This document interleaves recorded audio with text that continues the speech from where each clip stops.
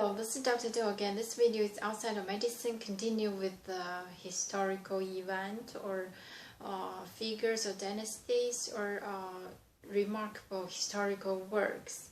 So yesterday I mentioned about the Red Chamber, the Dream of Red Chamber or the Legend of Stone. I briefly introduction about the author and also the book along with other three most famous historical book novels. And today I'm going to probably just talk a little more in this book, some of the character or figures in this book. I start from, I think, if you recall, I mentioned the book with the main character was the precious Yu, precious jade. His name is Bao Yu, which means jade, precious jade, because when he was born he had a stone in his mouth. But today I'm going to talk about the lady Daiyu. Dai means a. By the way, a lot of character in this book was the name was from the old poem. So this Dai's name was not exception, was also from an old poem. Dai means a beautiful eyebrow, refer for a female. So Yu is also very special jade, very precious stone. So this Dai was, they all relatives. Her and is a girl. Her and Bao Yu share the same grandmother. So in ancient time, even ancient West or East, if you recall, the ancient either Israel or the ancient Western British, they married inside of the family. The same idea from the East also. So this Dai lost her parents at her young age. So the only relative is the grandmother, which is the same grandmother as Bao Yu. So the Red Chamber, this great grand garden called the family called Grand Garden. So so she was accompanied by a person to visit a grandmother, to live with the grandmother, and met this cousin Bao Yu, and developed emotions and love each other. So that's eventually one of the main story of the novel. She loved him, he loved her, but there's another cousin from Bao Yu's mother's side. Bao Yu's mother's sister's daughter, so another cousin. But eventually he married her as taking a wrong place. I'm going to talk about that later, but just talk about this young lady. Not in very well health, very weak. That's the physiological condition, but it's very beautiful and smart. In ancient time, they wrote poems and always have some time together to compete for the poem. She always the winner because she's just focused on the learning, and she did well on that part. Because of the special situation, so they both love each other and they knew each other very well. They knew they love each other very well.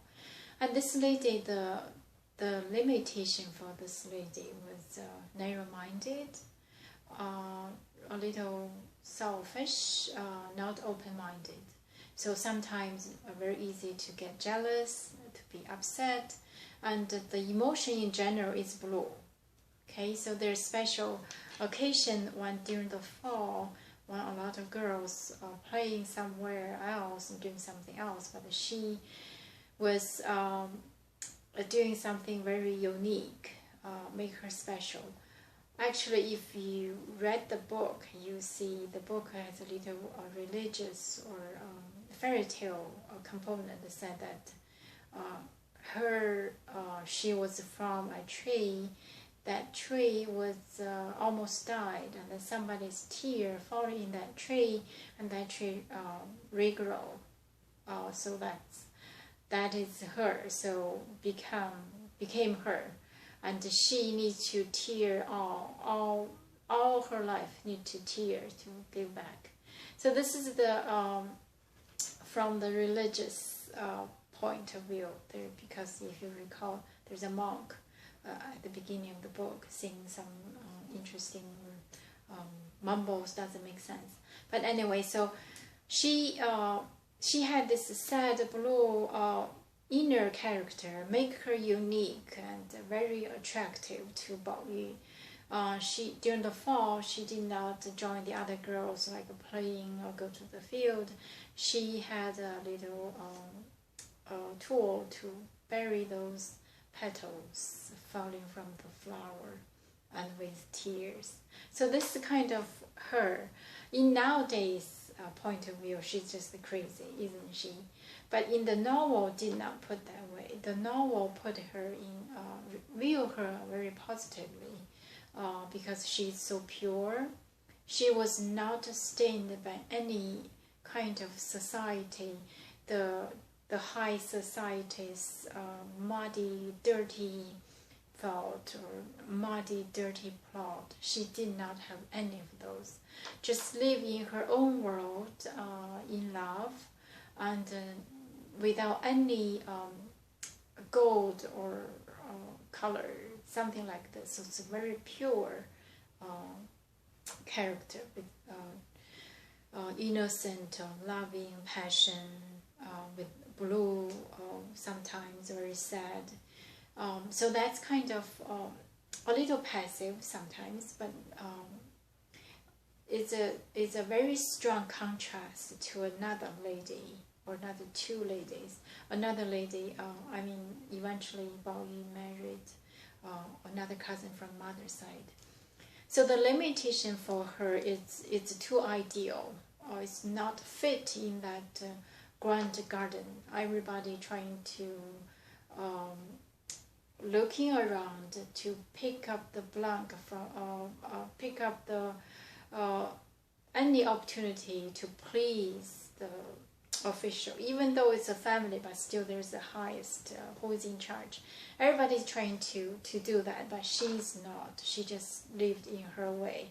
Whatever she had, she just took it, never a step forward to ask.